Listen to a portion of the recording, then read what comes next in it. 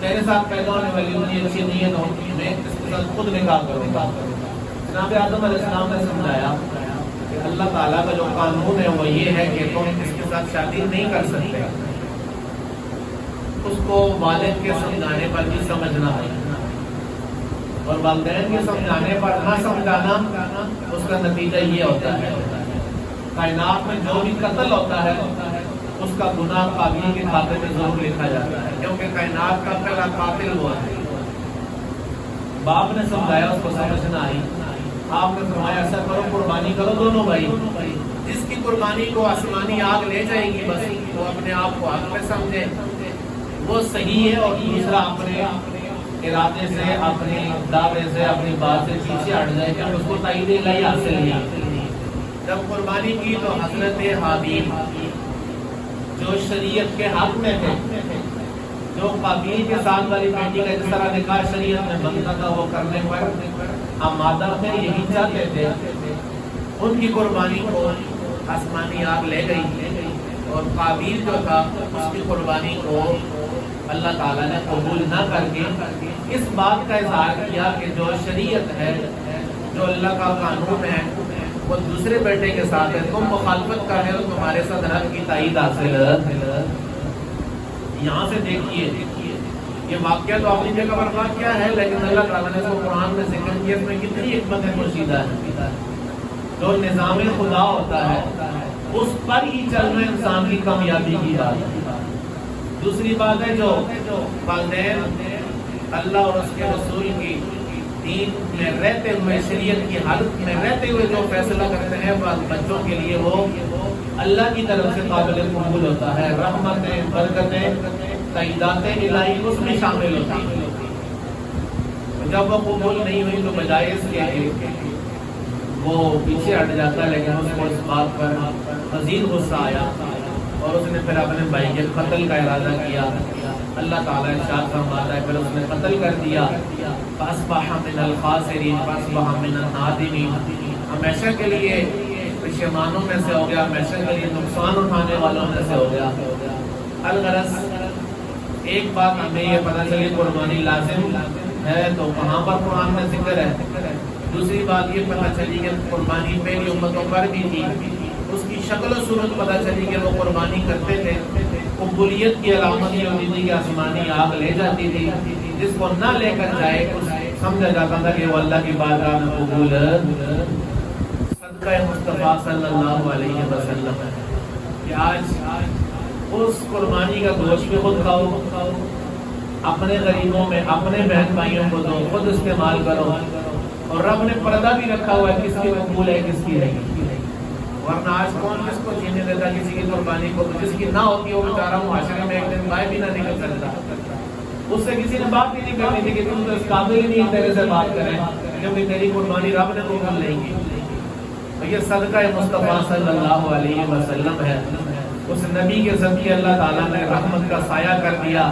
قبولیت اپنی قبولیت رب نے اپنے پاس رکھ لی کہ اس کے اوپر پردہ ڈال کے رکھا. اب اس کی جو کلیئر پکچر ہے یہ بھی اللہ کے بندوں کی ادا ہے. سیدنا ابراہیم علیہ السلام کو اللہ تعالیٰ نے بیٹا تھا فرمایا بڑھاپے میں 13ویں سپارے میں سورہ ابراہیم کے آخر میں اللہ تعالیٰ جہاں پر یہ دعا ہے نا جو ہم نماز میں پڑھتے ہیں رب اجعلنی مقیم الصلاۃ اس سے پہلے دعا ہے اللہ کے پیارے نبی پیارے خلیل سیدنا ابراہیم علیہ السلام ان کے نام پر اللہ نے قرآن میں سورۃ نازل کی سورۃ الابراہیم. وہاں پہ وہ دعا کرتے ہیں الحمدللہ الذی وہب لی علی الکبر اسماعیل و اسحاق. تمام تعریفیں اس ذات کے لیے جس نے بڑھاپے میں مجھے اسماعیل و اسحاق عطا فرمایا. بڑھاپے کی عمر میں.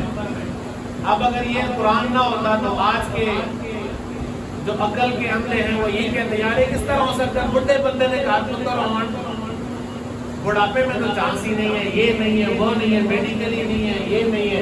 لیکن اللہ تعالیٰ نے قرآن میں ذکر کر دیا کہ جب میری عطا ہو جائے تو پھر بوڑھا جوان نہیں دیکھا جاتا پھر نظام کائنات اسباب نہیں دیکھا جاتا پھر رب کی قدرتیں دیکھی جاتی. اور جب سیدہ حاجرہ کو فرشتوں نے آ کر خبر دی کہ اللہ تعالیٰ تجھے بیٹا دے گا، تو وہ بھی حیران ہوئی. قالت أألد وأنا عجوز وهذا بعلي شيخا. کہنے لگے جی بات ہے، انا عجوز، میں بڑھاپے کی آخری سٹیج کو پہنچ چکی ہوں.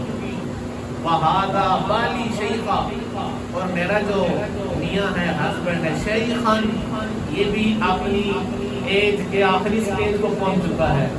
ان ھذا لشیء عجیب، اس عمر میں بیٹے کا ہو جانا، بلکہ 2 بیٹوں کا ہو جانا بڑا عجیب سا ہے. فرشتوں نے کیا جواب دیا؟ قالوا اتعجبین من امر اللہ. اگر بات ہو کسی دنیا کے ڈاکٹر کی، حکیم کی، مولوی کی، پیر کی، خطیب کی، افسر کی، راجے کی، جنرل کی، کرنل کی، جج کی، تو پھر تو حیران ہو. من امر اللہ، یہ رب کا آرڈر ہے. وہ چاہے تو بغیر ماں باپ کے جناب آدم علیہ السلام کو مٹی سے بنا دے، وہ چاہے تو بغیر باپ کے جناب سیدنا عیسیٰ علیہ السلام کو ماں سے پیدا فرما دے. اتعجبین من امر اللہ، اللہ کے حکم سے. رحمت اللہ علیکم وبرکاتہ، رحمت اللہ علیکم وبرکاتہ اہل البیت. تم نبی کا گھرانہ ہو نا، تمہارے اوپر اللہ کی اسپیشل رحمت نازل ہوتی ہے، وہ برکتیں ہیں، اس لیے تمہیں بڑھاپے میں اللہ تعالیٰ اولاد عطا فرما رہا ہے. جب پتر بڑھاپے میں ہو گیا، یعنی بڑھاپے میں اللہ نے بیٹا عطا فرمایا. قرآن کہتا ہے جب وہ تھوڑا چلنے پھرنے لگا نا، فلما بلغ معه السعي قال يا بني إني أرى في المنام أني أذبحك فانظر ماذا ترى. 23واں پارہ ہے سورہ صافات ہے.